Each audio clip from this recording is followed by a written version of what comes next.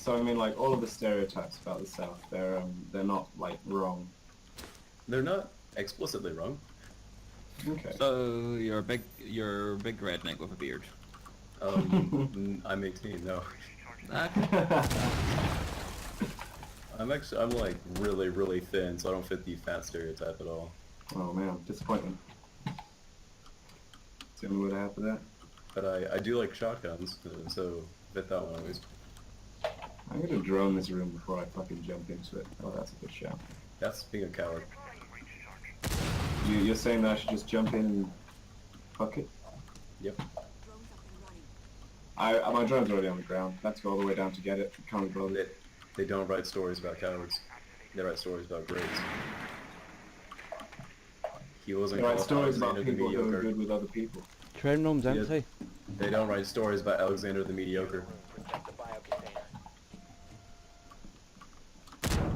Oh, they're coming right there.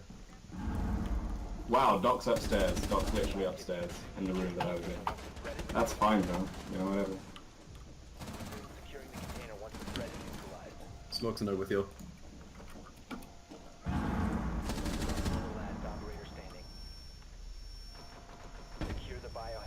Good job.